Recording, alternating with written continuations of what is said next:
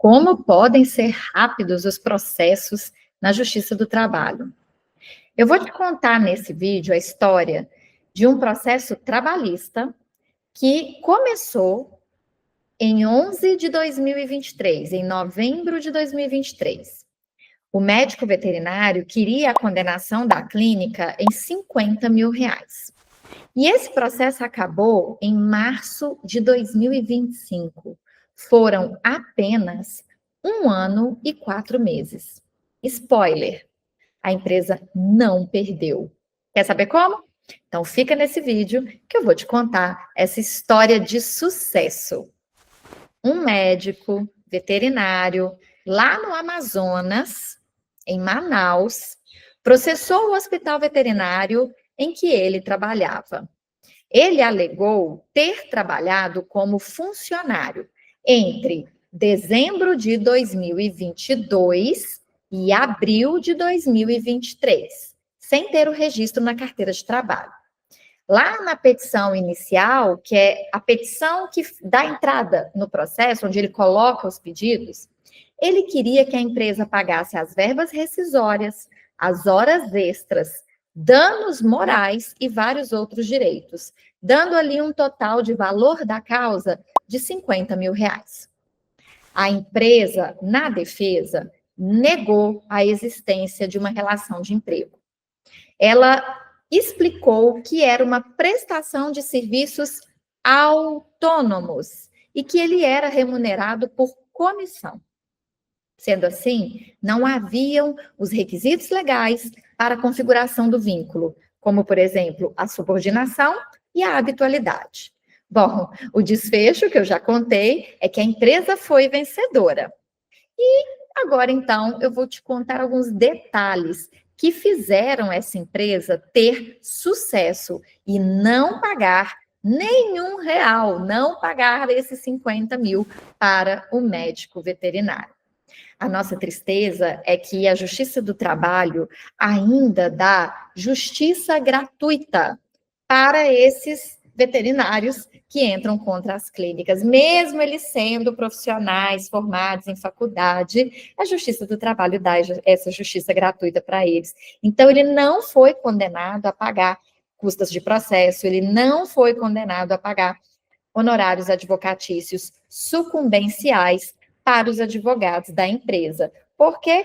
Porque ele ganhou justiça gratuita. Bom, como eu já te disse, ele era um médico veterinário lá do Amazonas, lá em Manaus, que queria o vínculo de emprego pelo período de dezembro de 2022 até abril de 2023, alguns meses. Ele era um médico veterinário anestesista. Então, ele fazia anestesia nos animais, essa era a atividade principal dele. Mas ele também fazia atendimentos clínicos, exames físicos, diagnósticos, tratamentos e cirurgia. Mas a que ele fazia mais, a atividade mais preponderante era de anestesia, ok? A jornada de trabalho dele, sim, ele tinha uma jornada de trabalho. Ele disse que trabalhava, olha como as coisas são. O reclamante, né, ele inventa história. E depois, quando o juiz vai colher a prova, vê que não era assim.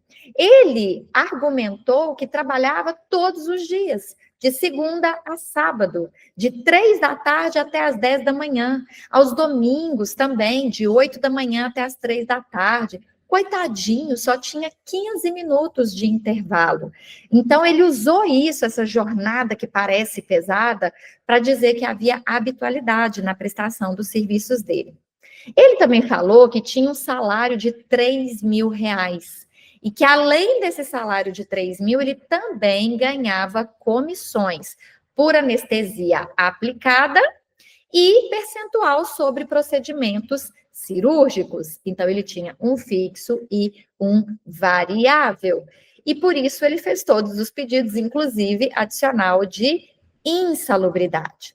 Só que na defesa, a empresa alegou que sim, eu reconheço que esse médico veterinário prestou serviços para mim, mas ele não era empregado, ele era um prestador de serviços autônomos.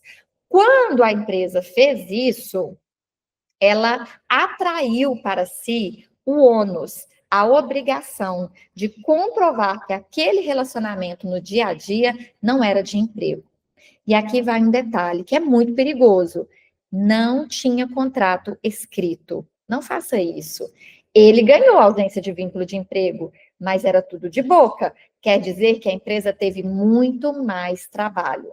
Porque se o contrato existisse, aí essa obrigação de provar já não seria da empresa, seria do médico veterinário para anular o contrato que ele assinou. Então a empresa recusou tudo aquilo. Ela negou aquela carga horária absurda que ele falou de jornada de trabalho, ela negou aquela remuneração fixa de R$ 3.000. Então ela ficou com a obrigação de provar que era diferente do que ele estava dizendo. E ela conseguiu. A sentença que foi dada no início do ano de 2025, em fevereiro de 2025, esse juiz lá de Manaus falou o seguinte, que a empresa admitiu a prestação de serviços, então passou a ser dela a obrigação de provar que a relação não era de emprego e que ela conseguiu fazer essa prova. Então, o juízo concluiu que o reclamante, o médico veterinário, não conseguiu demonstrar que realmente houvesse habitualidade e subordinação. Então, a empresa quebrou no dia a dia 2 requisitos do vínculo de emprego, a habitualidade e a subordinação, ok?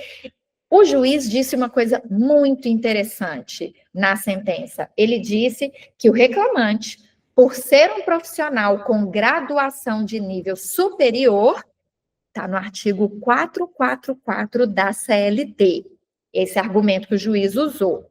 Então, por ele ter uma formação de nível superior, ele tinha nítida autonomia para ajustar as formas de prestação de trabalho diversas da relação de emprego. Sendo assim, a empresa provou que ele não trabalhava todos os dias da semana, que ele ia lá especificamente para fazer anestesias e fazer cirurgias. A empresa também provou que ele não tinha uma remuneração fixa e que ele recebia só produtividade. Foi trabalhoso, foi difícil, porque não tinha um contrato de prestação de serviços estabelecido, um regime tributário coerente, mas a empresa conseguiu. Que bom, porque eu adoro estudar os casos das empresas vitoriosas para trazer e ensinar para vocês, empresários, como que a Justiça do Trabalho julga. Sim, os juízes irão respeitar a sua empresa e não irão te condenar no vínculo de emprego se você souber e aplicar a quebra dos requisitos do vínculo de emprego. Eu tenho um método sobre isso. Leia aqui na descrição deste vídeo para você saber como aprender o meu método. E contrate direito.